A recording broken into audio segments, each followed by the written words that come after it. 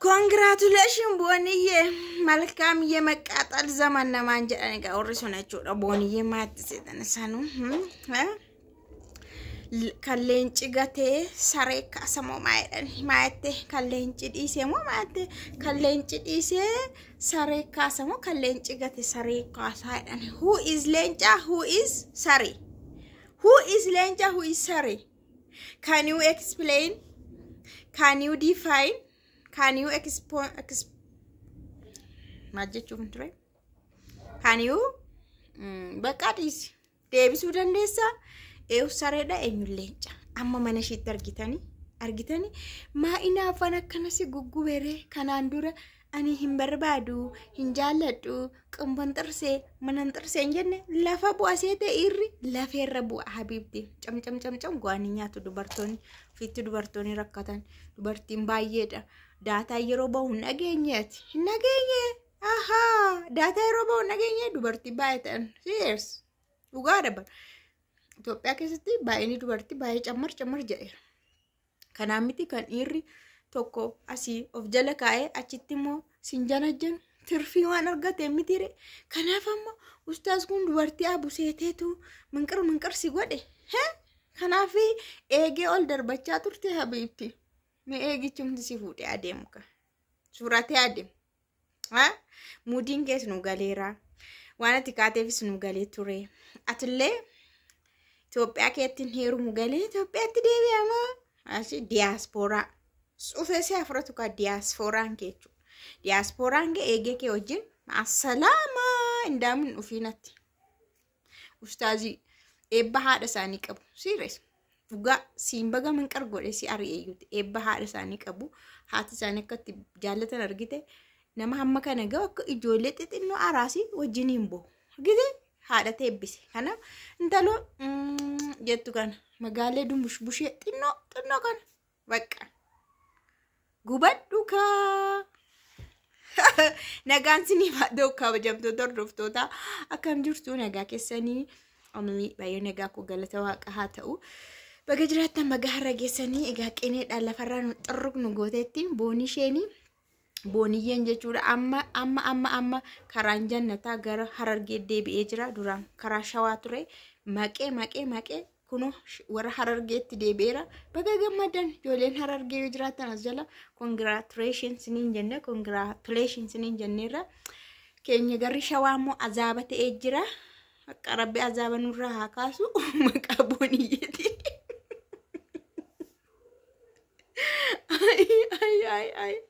ay galmaan nu geesse seeneetu Shawaa jennee jannata enneetu katti salphannee teenyere akkatti qaalluuni ati amma kan siin saree siin jennaman saree jechuudha dhufte afaan keessa kamiin saree namaan jetta bannaatish afaan sagamiin baastee namaan saree jennamaan jetta sareen sidha malee kan eegee ki ala kaa'ee mana ciisaa ba'e sareen sidha malee habibti sareen hin jiru sareen sii gadi hin jiru wusha innaa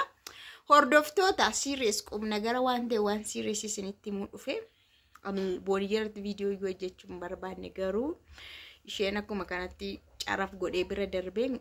yeroo gara Itoophiyaa dhuftan mucayyoon dhiyoo kana Itoophiyaa dhufte Dubaay jechuudha waan ishee irra gahee bakka qullaama dhaaban jechuudha wayyaa irraa baafachuu qofatu hafee fuudhanii deeman jechuudha maaliin akka fuudhanii deeman iyyuu isheenuu hin beektu erga irratti raawwatanii qofadha kan isheen kana hundumaa bartee Dubaay dhiyoodhuma dhufte isa booda magaala Finfinnee keessaa bakka maqaansaa jamoo tokko bakka jedhamu jamoo aandiitti wanti kun kan irratti raawwate jechuudha baay'ee eessattuu hin raawwata airportiitti hin raawwata bakka magaala Finfinnee keessaa bakka kamittuu siquunnamuu danda'a yeruma biyya Arabaatii dhufamu jechuudha yeroo dhuftullee airportiitti illee wanti kun si mudachuu danda'a mucayyoo kana akkam godhee mudatee wanti kun jechuudha lafa galmaa'u lafa ijoollee biyya Arabaatii dhufanii lafti hin kennamaa sababa jedhuunidha kan shawwadamtee nyaatamte jechuudha egaa maal isiniin jechuufanii baay'ee akka of eeggataniif wanta akkasiis hin jiru mucaan kun dhuftee bakka jamoo tokko jedhamu dhimma qabdii fi gara sana deemte Isa booda namni tokkotti dhufa namni baay'ee akka nama guddaa wayii fakkaatu suufii uffatu bakka nama tokko uffannaadha yeroo laaltu namni kun fataa kan jedhe jechuu dandeessamni nama akka kanaatti dhufee maal jedhaan seetanii manni poostaa eessaa paaspoortii haareffachuuf paaspoortii haareffachuuf mana poostaatti waan naan jedhaniitu eerpoortiidha bakka sana na erganii jennan ani Dubaay mattiin haareffadhee dhufee anoo hin beeku duusaayyuu safara kanaan beeku yeroo jettu ati immoo bakka hin tagalaagaltee biyya kanatti baay'ee rakkisaadha dura eerpoortii dura immigireeshinii ture amma immoo bakka baay'ee rakkoodha akkaataan paaspoortiin haareffamus baafamus jedheeni osoma akka jedhaa deddeemanii iddoon dhaquu barbaade gahee jette suuqii wayii mana farniicharii wayii barbaada achi gahee jette yoo achi gahu akkasnaan jedhe Ande asii bitamoo isaan kun korra sanarraa fuudhanii warra gurguranii jechuun xiqqoo yoo ol adeemte fuulduruma kana bakki waan naansaa jiraachi immoo xiqqoo sii hir'isuu danda'a hin qannasaa maachiin bitanne waan barbaaddu jedhanii dhugaatti fakkaate faanuma adeemutti gaate jechuudha. Faana adeemaa asuma akkana xiqqoo turtee jirtu immoo amammoo maaltu dhufa nama tokko dhiira tokkoo fi dubara tokkotu isaanumatti akkas dhufee naannoo kana kanaan dura si kaleessallee dhufnee turre naannoo kana ture biiroo waajirri isaanii warri biyya Arabaatii dhufan galmeessanii lafa kennanii fi iddoo kana turanii garuu dumti isaa manni isaa balballi isaa nurkaa badee jedhanii namicha gaafatu. Nama sana na gaafatan karuma kana dhamaarreeyyuu anu achi dhimma qabaddoo sana dhaqaan jira jedha. Achi immoo intalli biraarti miti intalli isheen sun immoo laala warri kun hundi isaaniiyyuu sobanii wal gaafatu malee wal faana hojjetu bara cheeniidha hundi isaaniiyyuu na intalli ishee kana gashanii bakka amma xaaqeenyi keessa jechuudha. Intalli ishee kana intalli ishee nama dhufte maayettiin obboleetti atis achi dhaqaarta immoo biyya Arabaatii dhufte immoo galmaa'uu dhaqaa jirta akkas taanaan bareeda wal faana dhaqna kaayyuu jettiin. Na lakki ani dhimmaafan safara kana dhufe malee ani oduu akkanaallee hin dhageenye odeeffannoo kanallee hin qabu dabalataa immoo paaspoortiillee hin qabanne. Waraqaa eenyummaa qofan harka jira malee paaspoortii kana qabadhee hin jiru jettiin. Hummaa dookumentii waan kana ilaallatu hin qabonnaan osuma ammoo akkana jechaa deemanii immoo namni tokko immoo kan suufii uffatee aayigilaasii kaawwatee jechuudha. Aayigilaasii kaawwatee dookumentii qabatee jiru immoo fuuldura isaanii hin deddeema. Intaloon sun nama maatii namni kun iyyuu biiroo sana hojjeta. Waajjira sana hojjeta bar namni kun nan beekaa. Mee paaspoortii malee galmeessuus akka danda'amuuf hin dandeenye hin gaafannaa jetteen. Amma isatti dhiyaatanii deemaara waan ta'eef isatti dhiyaatanii warra akkas galmeessuu biyya Arabaatii dhufeedha. Isheen garuu paaspoortii hin qabanne hin danda'amanna rakkoon qabu nuni siistamii irraa cheekii godhannaa jedhan. Garuu ori'eetu akka ori'ee wayitiin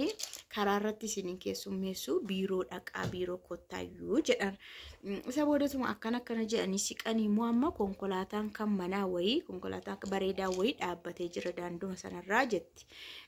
Achi konkolaataan kun waajjira keenya konkolaataa waajjira keenyaati waan ta'eef yoo sin fuudhee shufeerinis keessa jira. Yoo sin fuudhee deemee fi ittan himaa. Sinis achi dhaqaartu sinaa geessu konkolaataa waajjiraa waan ta'eef jedhe namicha sanaanii isaan kun waajjira keenyaa dhimma qabu waan ta'eef osoo waluma faana nu geessite maal ta'a nama 4 ta'a miti reemmoo walumatti nu geessi jennaan adabamuu hin danda'a baranii namoota deddeebisuu hojiidhuma kaanii hojjechuu jedhee ka'eetu koottaashi jedhee fuudhee adeeme. Isa booda makiinaa isaaniitiin hin gaanne reentalo jarri hunduu bartabaa bareeda hundi isaanii cheenii tokkodha wala makiinaa wala namicha suufii wala jalqaba wala intalo look akkatti isaan nama akka qurxummii nama qaban jechuudha kiyyoo isaanii keessa galchatanii makiinaa keessa seente makiinaa keessa yeroo seentu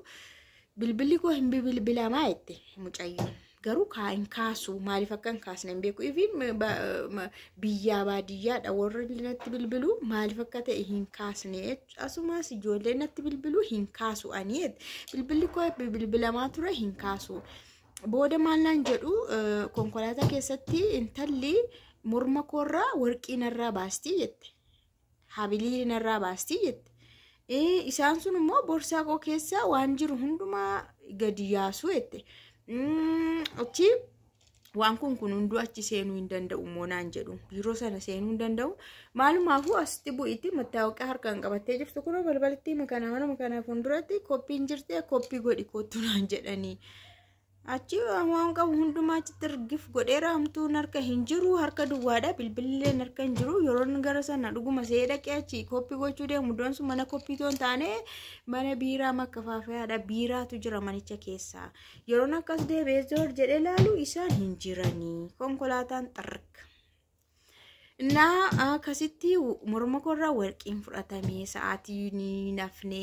bilbilli koollee kanii akka birrii Itoophiyaa birrii 28 bitamee bilbilli smartii harkaa fudhatamee akkanuma birrii callaanis na harka kan jiru borsaa koo keessa kan qabadhee jiru silaa mana farniichariitti kaffaluudhaaf qabadhee jiru harkaa fudhatamee waan tokkollee harka hin jiru bakka akkasitti qallaxee nyaatamee of eeggadhaayyuu isaanii maaliin akkana tuqan hin beekuu jette asmaatii wayii qabu laataan jedha jarri kun maqaa gooftaa Yesuusiin